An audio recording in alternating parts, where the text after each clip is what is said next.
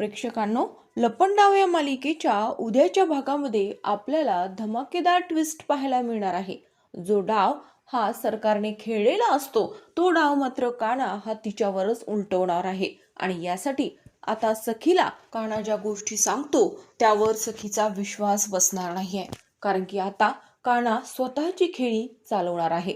कारण की त्याला असे काही पुरावे मिळतात आणि त्यानंतर त्याला संशय निर्माण होतो की आता ही घरात आलेली स्त्री सुद्धा ही सरकारच आहे, ही तेजस्विनी कामत नाहीये. आणि यावरून काना मात्र आता पुढचा डाव टाकणार असतो. परंतु तो सुद्धा आता त्या सरकारच्या बोलण्यावर विश्वास ठेवतो असं तो दाखवतो.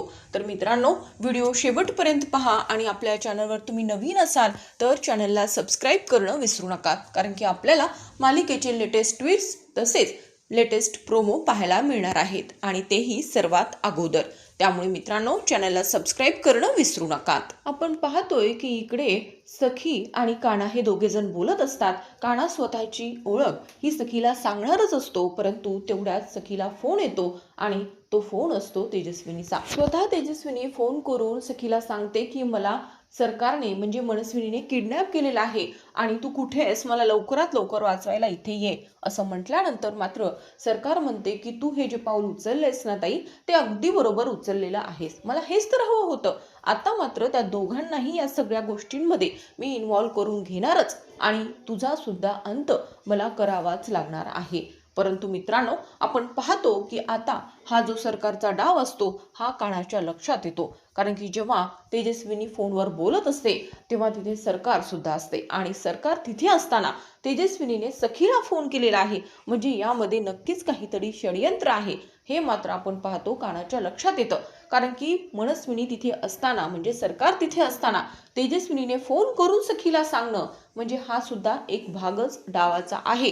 सरकार हा डाव खेळतायत आणि हे मात्र कानाच्या लक्षात येतं जेव्हा काना घरी जातो. जेव्हा काना तेजस्विनीला म्हणजे तेजस्विनी बनून जी सरकार असते तिला घेऊन तो घरी जातो आणि चित्र असं समोर झालेलं असतं की मनस्विनी म्हणजे सरकार या जगात नाहीये, परंतु सत्य काहीसं वेगळं आहे.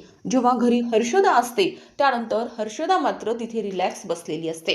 समोरचं चित्र तिला माहीत नाहीये आणि तिच्या बोलण्यातला आणि तिचं जे काही तिचे हावभाव असतात हे मात्र कानाला समजतात आणि काना यावरून मात्र हर्षदाला जाब विचारतो.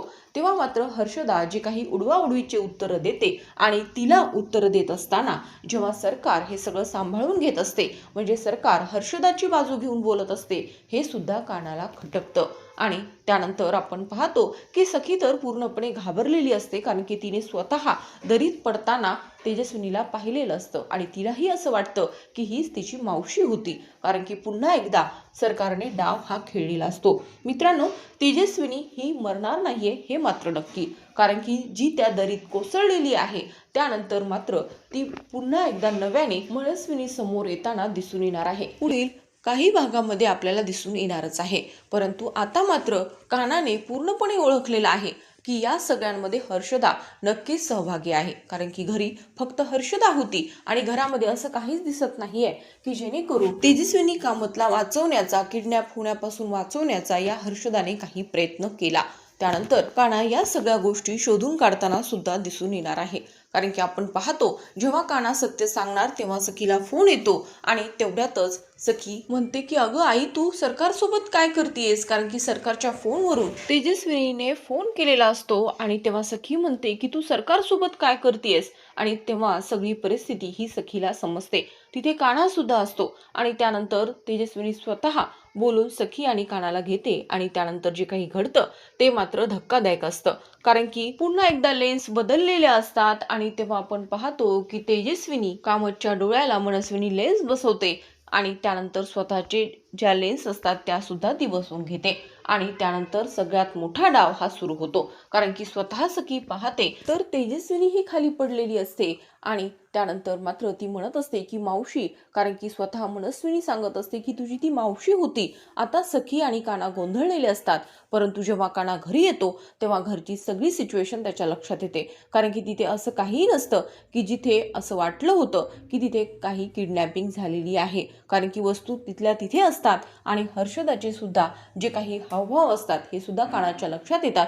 काना काही हर्षदाला प्रश्न विचारतो की हे जेव्हा घडलं तेव्हा तू कुठे होती आणि तू तेव्हा कुणालाच कसा फोन केला नाही. आणि तेव्हा मात्र हर्षदा सांगते की मी तुम्हा सर्वांना फोन लावण्याचा प्रयत्न केला, परंतु तुम्ही कोणीही फोन रिसीव्ह केला नाही, तुमचा फोनही लागला नाही. मी सखे मॅडमला सुद्धा फोन लावण्याचा प्रयत्न केला, असं मात्र ती हर्षदा बोलत असते. परंतु कानाच्या लक्षात येतं की नक्कीच काहीतरी मोठं षडयंत्र हे इथे घडलेलं आहे.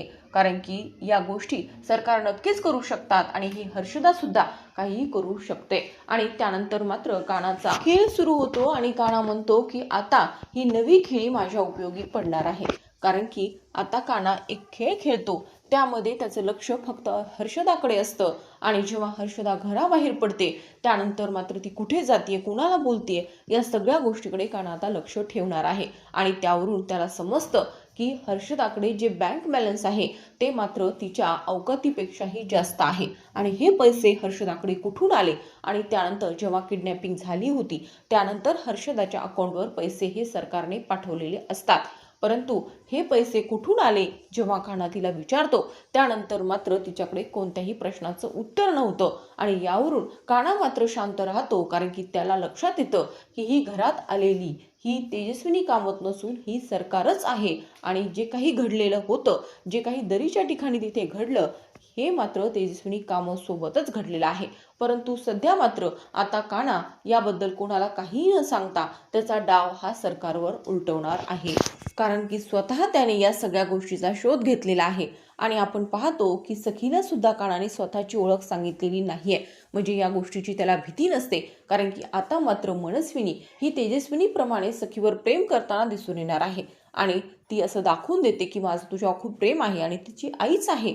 परंतु थोडासा बदल मात्र सखीच्या सुद्धा लक्षात येतो.